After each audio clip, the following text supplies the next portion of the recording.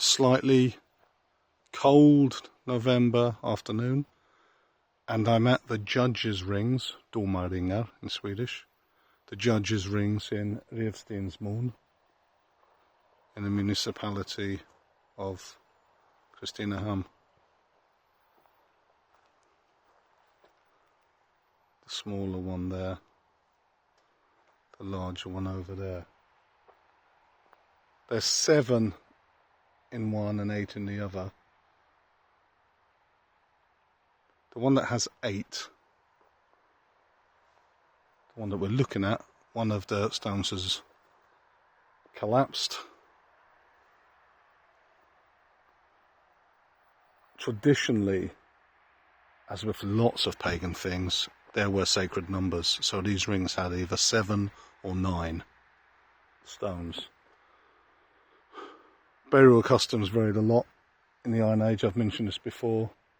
Often the dead were buried in mounds or in stone settings and burial grounds, but other types of graves occurred as well, ship shapes, and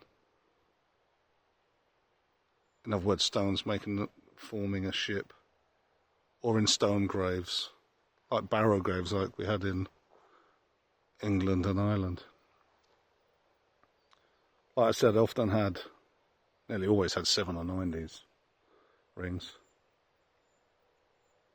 They were called, they've been mistakenly called Judges' Rings of Domarring for years, and in the mistaken belief that these areas were for administrative purposes, you know, like you see in some films, judges sitting on a stone and passing judgment on various things.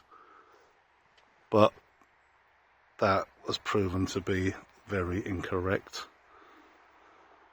with archaeology and what have you.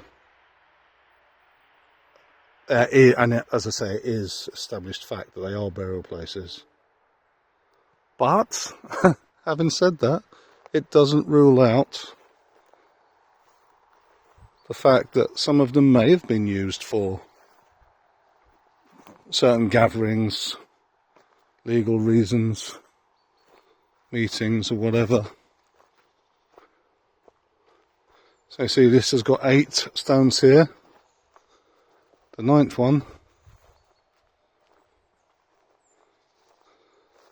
has collapsed somewhere, or gone, and we've got one down there that's collapsed into a ditch.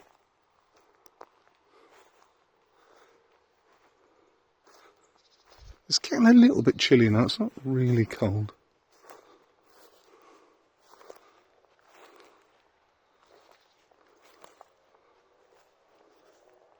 Lovely pine forest. Natural. That is not a plantation. Very easy to tell the plantations, because the lines of trees are pretty ordered, pretty straight. And that's the thing, a lot of forest owners, they just let their forests self-seed and grow wild. Others cut down and then sow lines of trees. So here we have the Ring of 7.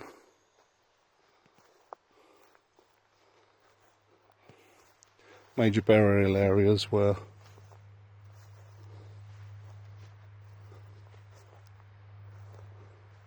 always outside of settlements, villages, on hills or close by.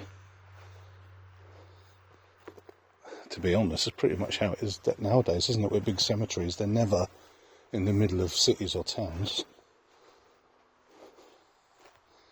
They're always on the outskirts. At least they are in the countries I know. UK, Ireland and Sweden.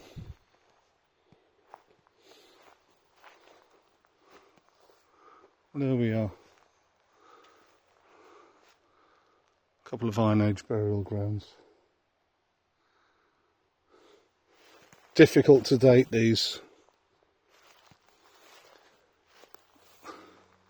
because in Sweden they reckon the Iron Age to carry on to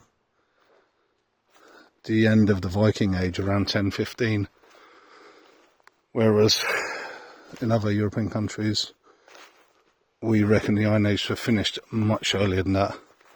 So the younger Iron Age anyway. So these can be dated from anywhere from like 500 to, let's say, 900. It's very peaceful here.